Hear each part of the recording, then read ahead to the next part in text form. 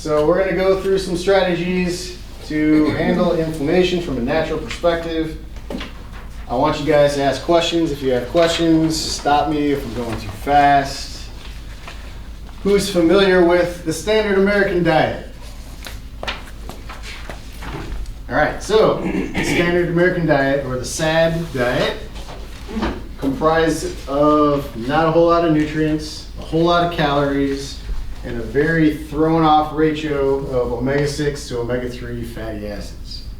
We're going to talk more about some science stuff, and I'm going to give you some strategies as to what to watch out for with food. But this is where a lot of patients, they come in, they're kind of in this style of eating, and they're kind of stuck and they don't know how to get out of it. So essentially, if you break it down by a percentage rate, you have a lot of refined sugars, a lot of refined grains, refined seed oils, lots of grain-fed, feedlot-fed chicken, eggs, and fish, dairy, alcohol, and then you got some fruits, vegetables, nuts, seeds, grains, that kind of stuff. So this is, I'd say 80% of the population is eating a diet similar to this. Now, if you look at different conditions that can be linked to inflammation, this is a pretty short list, but all these conditions, if you research their underlying cause, you'll find something that leads to inflammation. Chronic pain, fibromyalgia, type 2 diabetes, big into different autoimmune disorders, depression, IBS, asthma, acne, sinusitis, which could be like allergies, osteoporosis, Alzheimer's, Parkinson's, those are these like neurodegenerative type diseases, cancers, and then gallbladder or different digestive issues. You don't have to raise your hand, but do any of these look familiar to you guys? Something to look at. So the good thing about these conditions is that they can be treated if you alter your environment. And if you alter your environment to reduce inflammation, you're setting yourself up for success. So what is inflammation anyways? Does anybody have an idea? You want to throw out a term? What do you think of when you think inflammation? Swelling in the joints. Swelling, yep. When something's bigger than it's supposed to be. Okay, puffy, edema, big. Anything else? Nope, those are pretty straightforward things. And this second sentence talks about the old school terminology of inflammation. But essentially, inflammation is any challenge to the body's homeostasis or its steady state. It's perceived to the body as potentially threatening or injurious, right? That must be defended against. So this defense involves a release of chemicals that are going to start to create the inflammatory process. So is inflammation a bad thing? Of course it is. Can be. But if it's involved in the healing process, is it a bad thing? Not all the time. So inflammation, in a controlled sense, can be used to actually heal the body. In a overboard, way too much kind of sense, it can actually be used to heal. Or not heal, but to damage different tissues. So this is our old school terminology. So displaying signs of heat. Hey guys, come on in. Come on in. So displaying signs of heat, swelling, loss of function, redness. So that's what like a lot of us know that as the swelling, the red, the pain, right? Heat. We're all familiar with that. Like if you bang your finger on something, it becomes inflamed. Now, it doesn't necessarily have to do that. So it could be any type of chemical response to some type of steady state disruption. I don't know why I picked this up. All right. Coronary artery disease. Anybody heard of this one? Heart disease. So one of your arteries in your heart becomes inflamed. It starts to clog up with different plaque. Usually it's like some type of calcium plaque. It's called the silent killer for a reason. Why is that? Is there pain? Is there redness? Is there swelling? Is there loss of function? Not really. People don't really notice those types of things until it's too late. You don't feel it. Nope. Or Black, see it.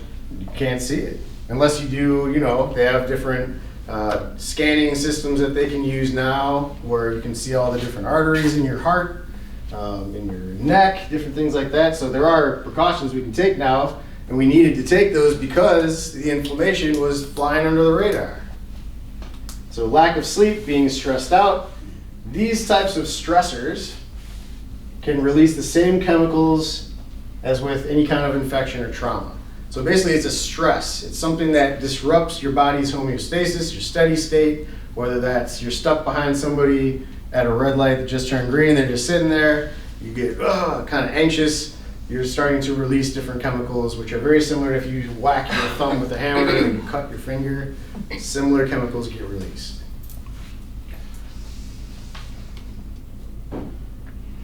This is a very interesting slide. A lot of patients that come to my office, they'll say, I don't know why it hurts. I didn't do anything. I just woke up and my neck hurt. I have a crick in my neck.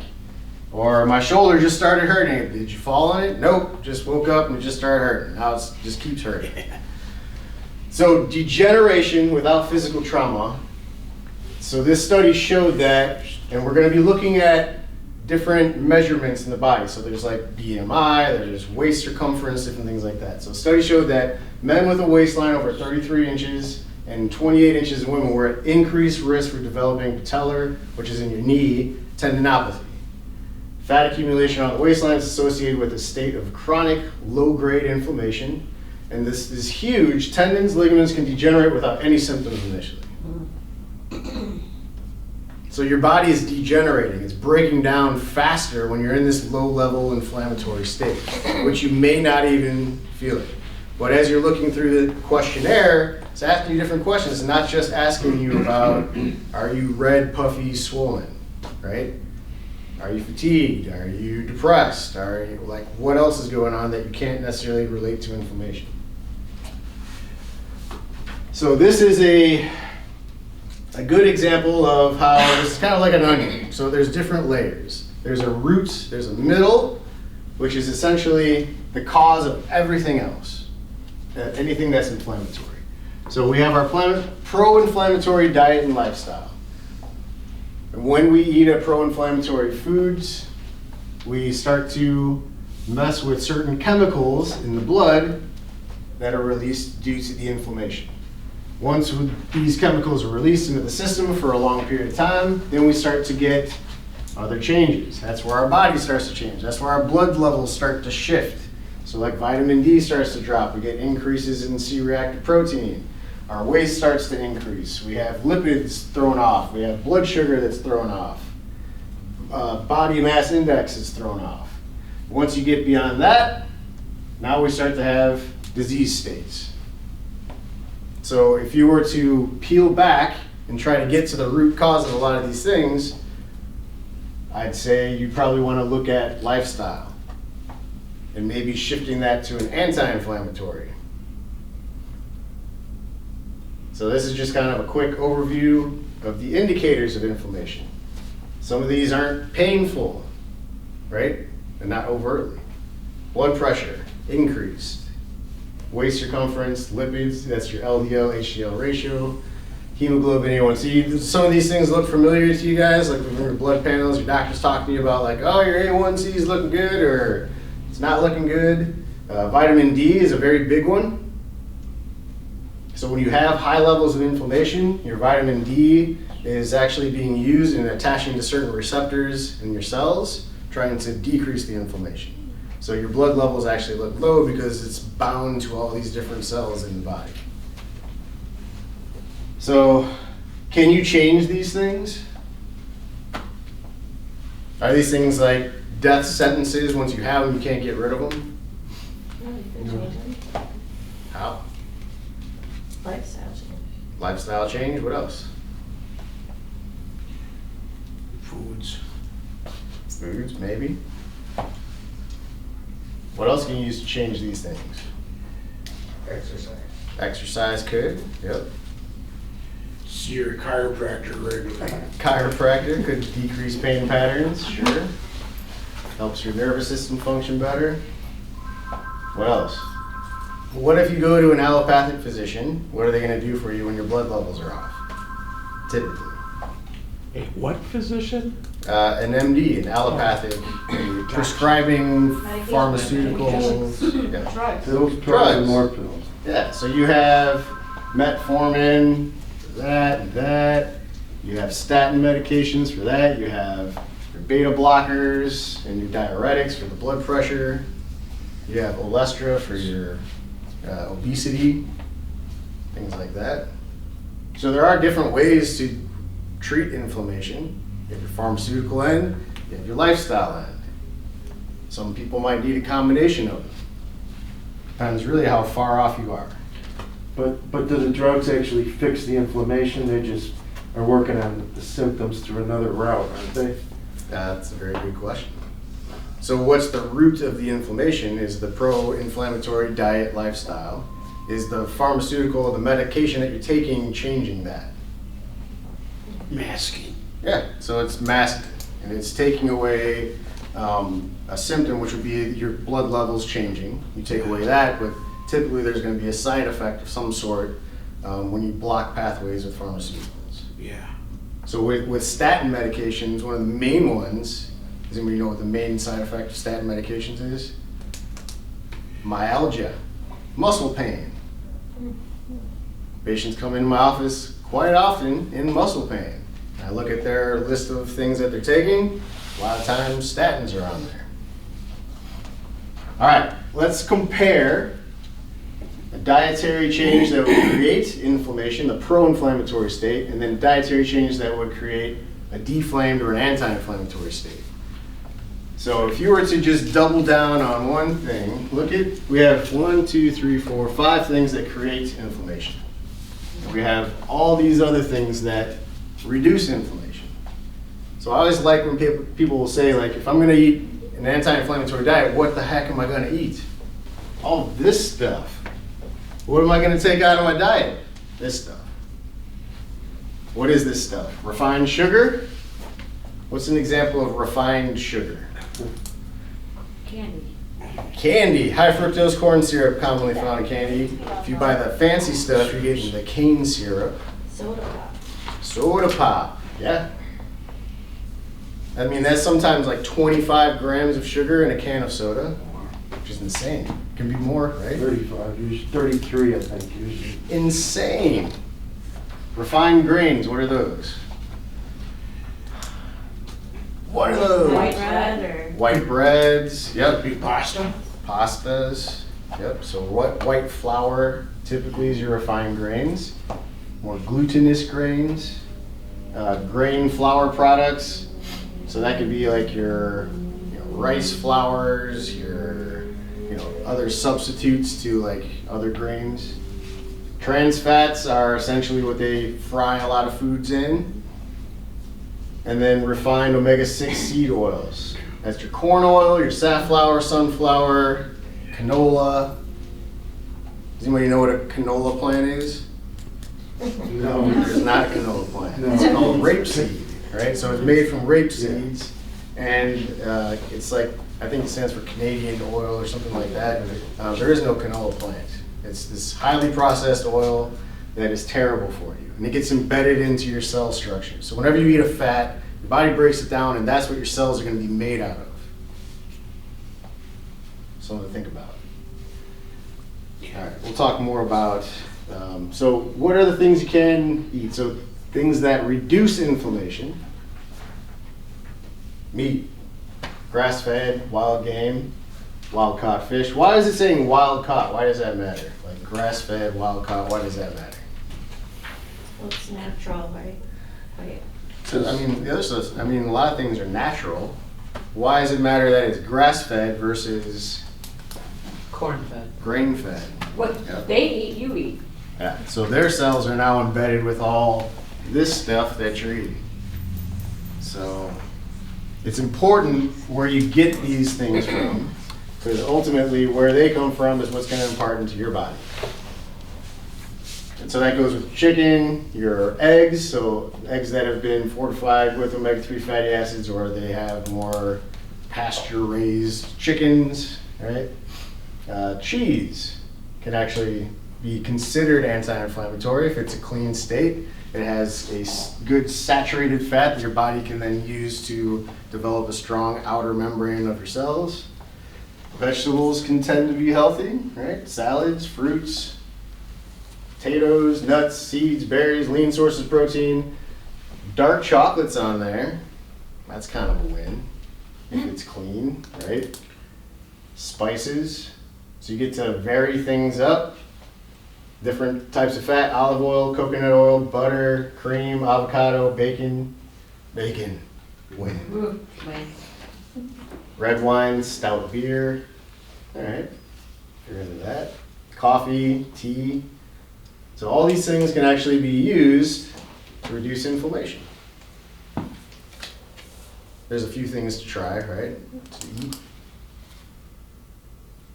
So let's talk about this omega-6 to omega-3 ratio. You guys have heard of omega-3 fatty acids? I'm sure you've heard some of it, because basically they've found that these fatty acids are really good for your body, for your hormone production, for your heart, for your cardiovascular system. We should be eating approximately a ratio of 4:1. So they've actually done, pharmaceuticals have tried to make their own form of omega-3 fatty acid, which they've kind of distilled down, and they have it, the highest absorbable. So if they're hopping onto a nutraceutical, you should probably think that there's probably a benefit to it. We should aim for a ratio of 4:1. So that means for every 4 omega-6 fatty acids we take in, we're taking in 1 omega-3. The standard American diet is anywhere between 10:1 and 25:1. So omega-6 fatty acids are responsible for the inflammatory pathway. It gets transferred into something called arachidonic acid, and then that gets turned into different things like interleukins, prostaglandins, things that your body produces when you're sick that you feel crappy from. So Advil and other NSAIDs are designed to block the enzyme that converts arachidonic acid to prostaglandin 2. Aspirin inhibits arachidonic acid to thromboxane 2. Singulair, which is kind of like your allergy medication, inhibits arachidonic acid into your leukotriene B4. So basically these medications are stopping the conversion of an omega-6 fatty acid into arachidonic acid. Because we have so much omega-6 fatty acids, we have to take these medications because our body's producing so many prostaglandins, all these inflammatory molecules. The body's just producing them. So we take the medication, what happens? It stops it. You feel better. Then you go grab your cheeseburger, pound it down, and pop your Advil when you're done. But are you getting to the root cause with the pharmaceutical intervention? Is there like a test that you take to know what your omega-6 versus your omega-3 is? Or Yeah, is it, you can do a fatty acid profile. What's it called? Fatty acid profile. Oh, fatty acid profile. Yeah. Okay. Typically, it's not a standardized test. Like there's specialty labs like Genova and a couple other companies that do those. But yeah, there are ways to do that. I would say, empirically speaking, you don't necessarily need to do that. You go by your Just have to symptomology think, yeah. and change what you're eating. You don't need to pay $2,000 for a test to tell you to do that. Which you can if you really want to. Are those levels always changing, like if you eat a really bad meal and then a really good meal? Yeah. Or is it more of a long term? It's typically long term, like what gets embedded in your cells is more long term, but you can have like more acute inflammatory responses like gastrointestinal upset, like your joints feel kind of achy in the morning after eating some crappy things. Mm-hmm. Yep. All right, so this is kind of a deep little puzzle, maze, whatever you want to call it. I'm going to break it down for you. This is basically explaining the difference between omega-6 fatty acids and what happens to them when we eat them, and omega-3 fatty acids. So here on this side is your omega-6 fatty acids. That's your corn flour, your corn, your cottonseed, sunflower, safflower, peanuts, soybeans, whole grains. All those things get transferred into something called GLA, eventually DGLA. And if, for some reason, our body is able to break those down appropriately, we don't have other things pushing them towards this pathway, you'll have some slight anti-inflammatory effect. However, if you include refined sugar, flour, and more oils from the omega-6 fatty acid, we end up with hyperinsulin issues. So we have too much insulin in our system, and that's actually going to push this pathway. So insulin, statins do the same thing. It's going to push that pathway to creating what's called arachidonic acid. And again, that's what we end up producing these inflammatory molecules with. What else goes directly into arachidonic acid production is your tilapia. These are like more farm-raised fish, right? Again, what they're eating, you're bringing in. So all these things essentially lead down to your inflammatory molecules. Now, on this side here, we have alpha-linolenic acid, which is a omega-3 fatty acid. We can pull that from green vegetables, hemp, chia, flax seeds, also your grass-fed meat, chicken, eggs, all those things. Now we can produce EPA, DHA. You've probably heard of those before. DHA is kind of like the big one for like brain health. EPA is good for cardiovascular health. But these are your omega-3 fatty acids, which typically people will supplement with, right? Now from here, we produce all these different anti-inflammatory molecules. This is where arachidonic acid gets blocked by medications to stop them from producing these inflammatory molecules, right? So if we want to stop the production of this stuff, what do we need to do? We've got to kind of go back in time. Stop eating the other stuff. So this, if we take these out of the equation, not much of this is going to be produced. So that's the balance of omega-6 to omega-3 fatty acids. And if you have a 4-to-1 ratio, you're in a very good position to reduce your body's inflammatory levels. Sticking to the 10-to-1, the 25-to-1, now you're just pumping out this stuff like crazy, and you need to take these medications to block it. You guys with me? Yes. Yeah. So when it's 4-to-1, it's still 4 bad to 1 good? Yeah. But that's way better than what, It's nearly impossible to have 1-to-1 ratio because there's so much omega-6 in our environment of like all foods, plant, like a lot of things, it's just there. But you want to focus on things that have the highest amount of omega-3 fatty acids. All right, I'm about to spin you guys' heads around a little bit because we're going to enter the world of nutritional intervention. Oh man, it's fun. So this is a spectrum of popular diets. Now I have them kind of like put between two sides of a spectrum, one being plant-based, the other being animal-based. Because these are the two camps of nutrition where people fight. Who's the healthiest? Let's go through the difference. So is everybody familiar with what vegan is? No animal? No animal Yeah, products? purely plant-based. No animal products whatsoever. Now we can move into vegetarian. What's the difference between vegan and vegetarian?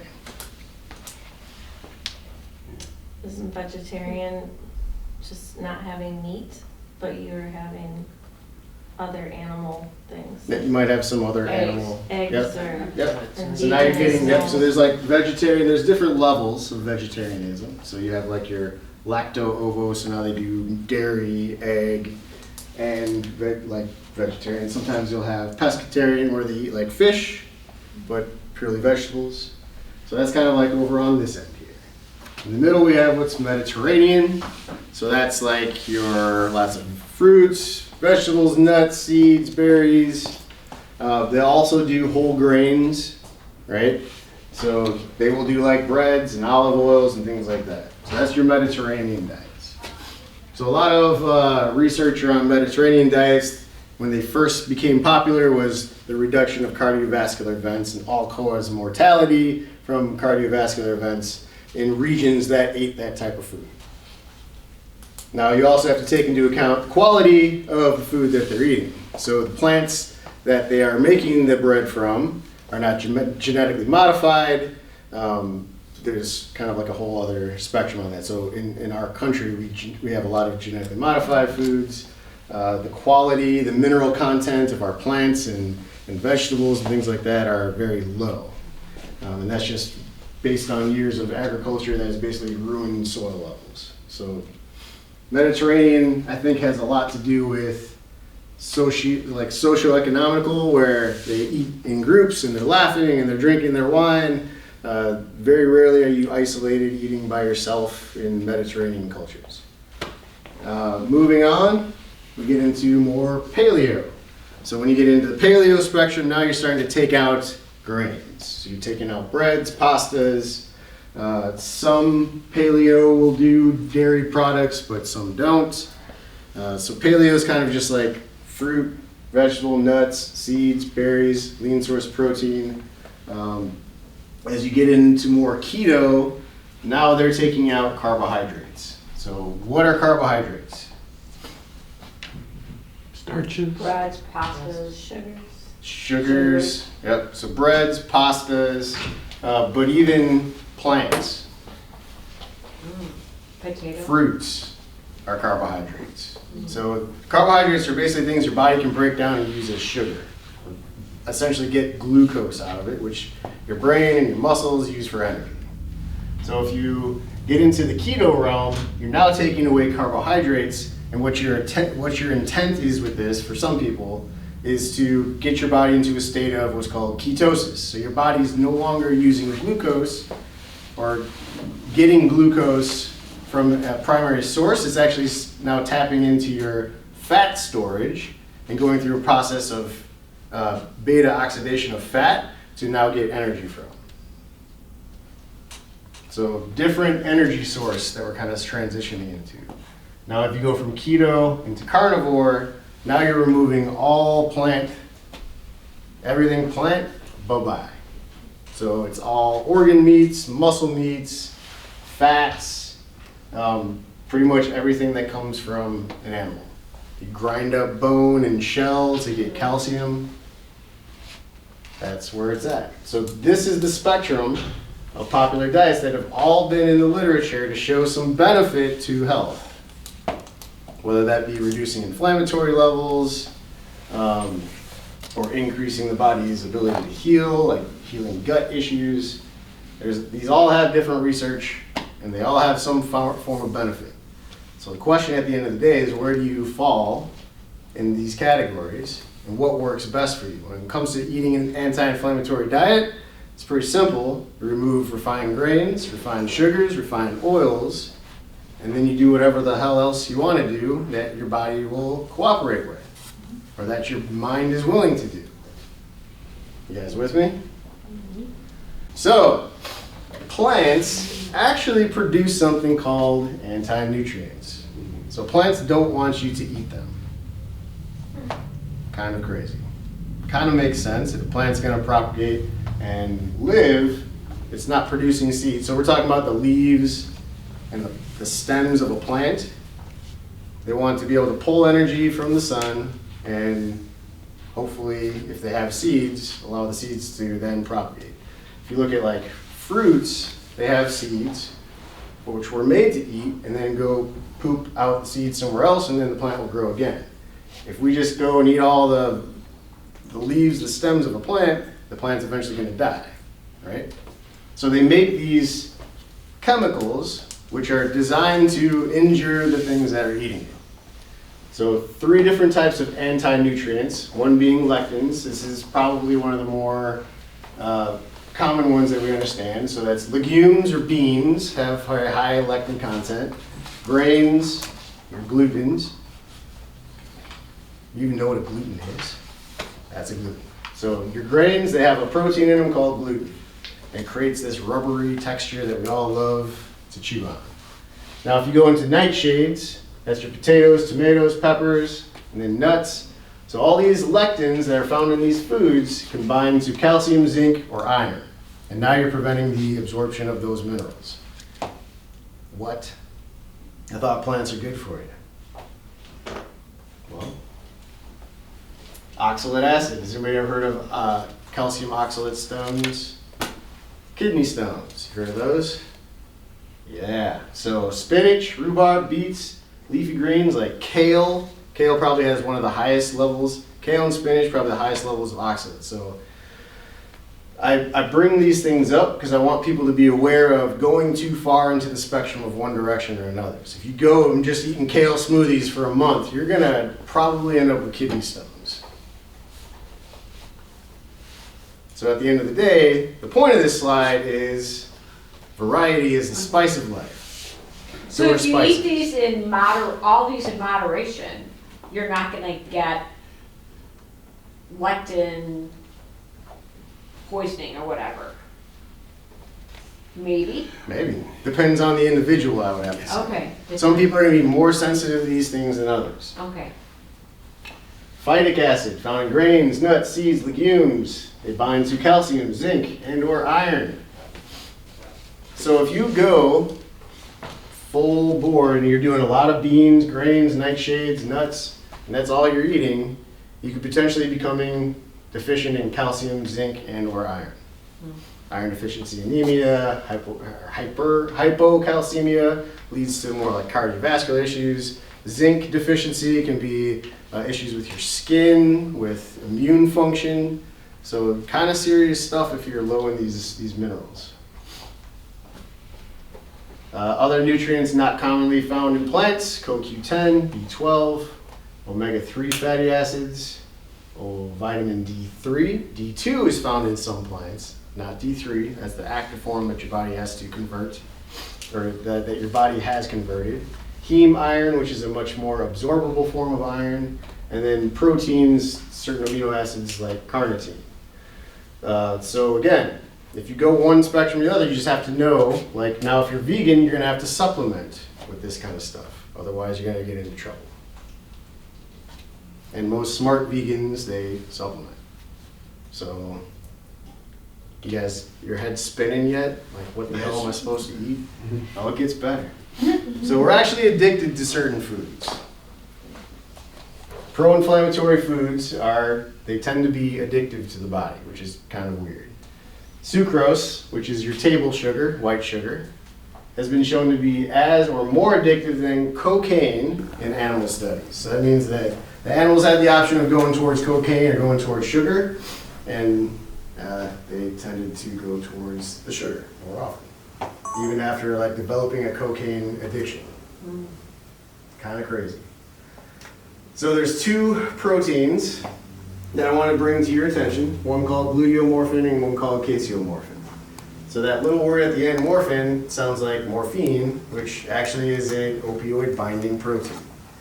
So glutinous foods and different caseomorphin foods, which are found more in like dairy products, actually can bind to opioid receptors in your brain and release dopamine. You guys familiar with dopamine? It's kind of like a feel-good, like neurotransmitter. So we can become addicted. So that means when you take these foods away, you can potentially go through withdrawal type effects.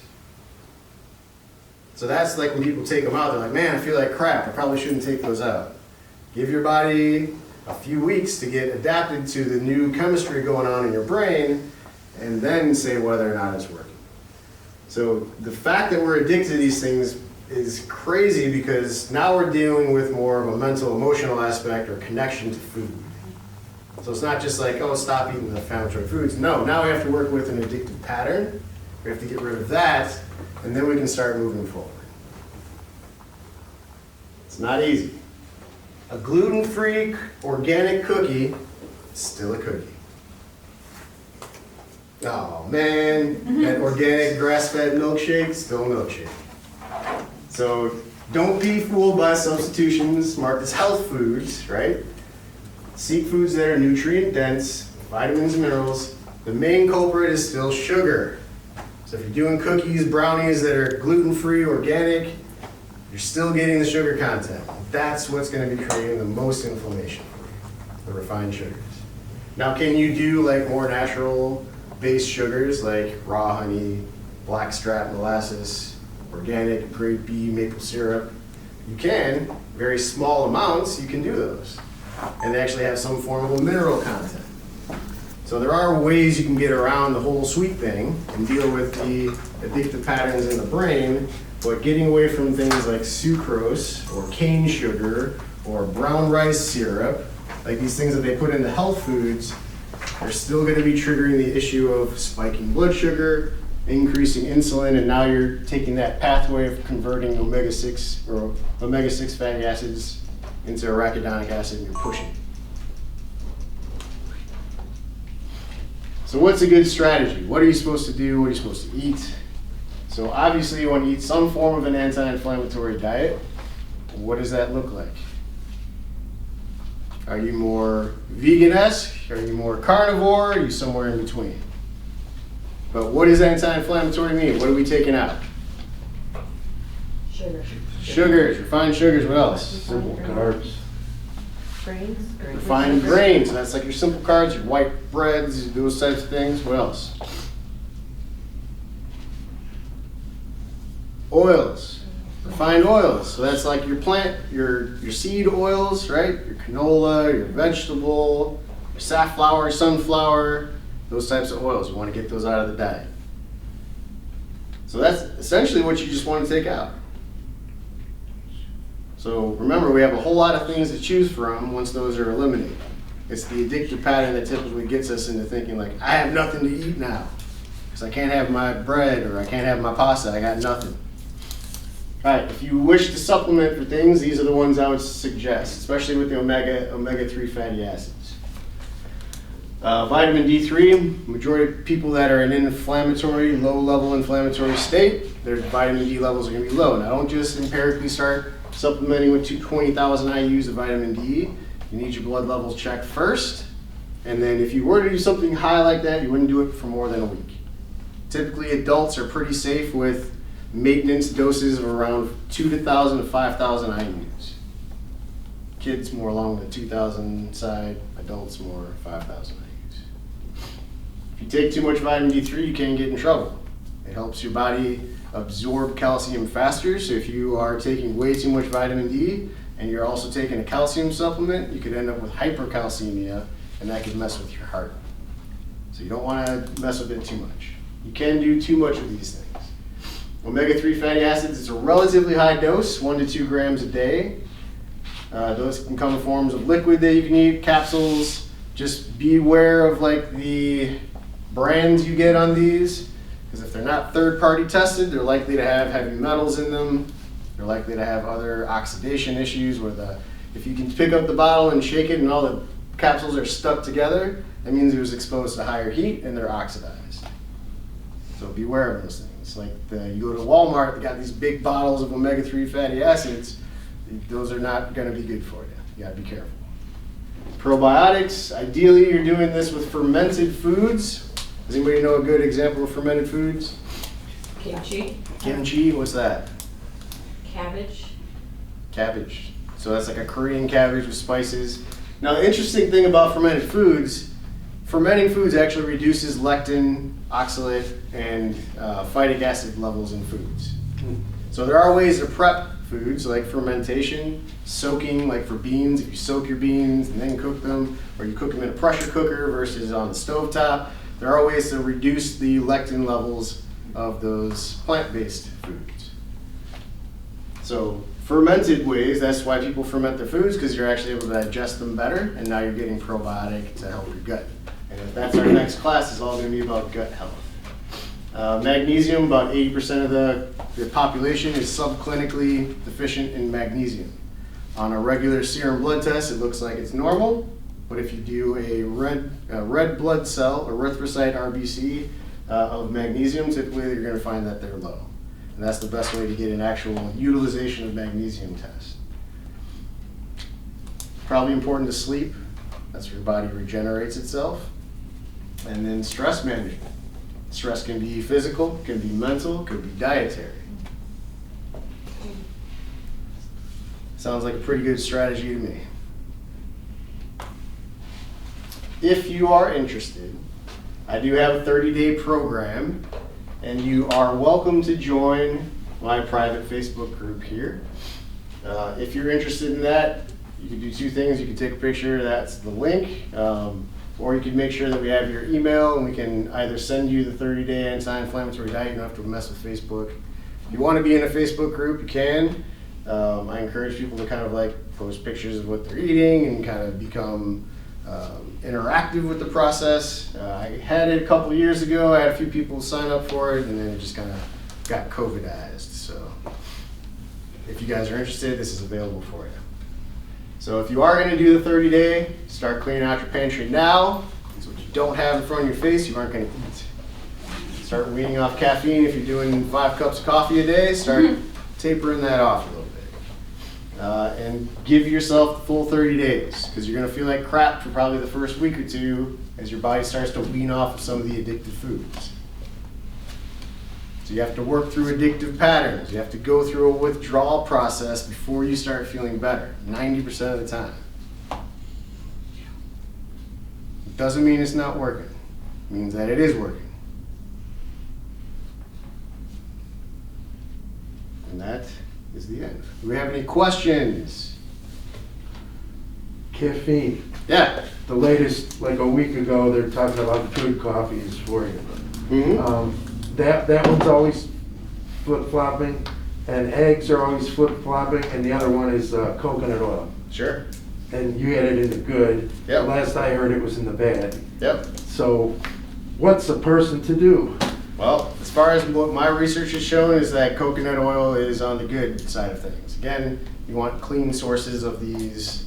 A lot of the research that's saying that it's bad is still in the stigma of like saturated fat is bad. Right. Saturated fat is not bad. Fat doesn't make you fat. Fat doesn't injure you as long as it's a clean source of saturated fat. It's not a trans fat, right? It's not oxidized. Those types of things, your body can take it in, utilize it, put it into your cell membranes, make them strong, make them functional. So yeah, as far as I'm concerned, coconut oil is a good oil to use for high heat cooking. Right. Because it has a very high smoke point. And eggs, if they're organic eggs, are fine. 4 eggs a day. Like, Yeah. Eat them. Yeah. And now what caffeine, is supposedly good for your heart health. Can be. In moderation. So some people do well with caffeine, some people don't. Okay. So essentially what caffeine is doing is it's releasing your adrenaline store, basically. It's pumping out adrenaline into your body. So if you need that adrenaline boost, sure, there are other ways to get an adrenaline dopamine boost. Step into a cold shower, exercise, things like that. We're thinking, I don't want to exercise and be wiped out or I'm tired. Like, you actually get energy from that most of the time, as long as you don't overdo it. Too much of a good thing, again, right? What else you got? Questions? You guys are all pros at the anti-inflammatory strategy. What's your first concern that you have?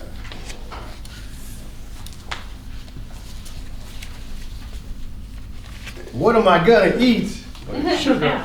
So you have your other things like Truvia and some of those. Are those Excellent question. also not good? So, Stevia, yep, can't do so all the different- artificial sweeteners or sugar substitutes, Mhm. right? So you got your stevias, you have, what else? Like Truvia is kind of like stevia. Mhm. You have your Splendas, you have your Sweet and Lows. Yeah. So the issue is, so stevia, there's also like this monk fruit that's kind of popular now. These things will actually still, all sugar substitutes will still trigger an insulin response, just not the glucose with the insulin.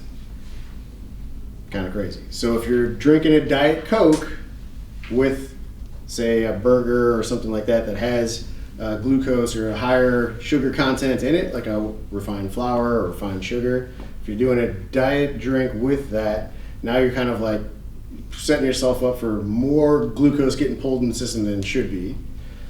So people think they're doing well with the diet drink and then still doing the burger. It's like, nope, now you're like dumping all this insulin out of your system and it takes up all that glucose even faster. So if you're not doing that, you're still increasing insulin. So you're still making your body insulin resistance. You're making it so insulin, are you familiar with insulin? It's basically like a little key that opens up your cell, lets sugar go in so that it can be utilized. So if the body's insulin's always on those receptors, the body's wide open and it's just ready for glucose. And you get too much glucose into a cell, then the cell starts to become damaged, essentially speaking. But yeah, artificial sweeteners, they try to trick you. Sucralose is linked into neurodegenerative diseases like Alzheimer's. Actually, leukemias is like that's not neurodegenerative. It's more of like a blood cell issue. So leukemia is linked to sucralose. Aspartame is more the neurodegenerative, like your Parkinson's, dementia type things, seizures, that kind of stuff. Good stuff. Not so much. What else you got? Other questions? Concerns? Timing, better to eat a lot more small meals and not eat late in the day or. That's hard to say. Because the Mediterraneans, they eat the big meal at 10 at night, Yeah. at midnight, and then they go to bed. Yep. Well, maybe they stay up later, but they don't start till late, whereas the nutritionist I talked to said nothing in the 3 hours before sleep, Sure. other than, water or whatever. Yeah, so there's a lot of different strategies for timing of foods, right? So you have now becoming very popular is like this intermittent fasting or the one meal a day. From what I understand is if you do that continually to yourself, you're stressing your body out, you're pumping out, your body thinks you're dying essentially for long periods of time. So it's best to kind of like maintain blood sugar levels at a low state than to kind of spike up and down.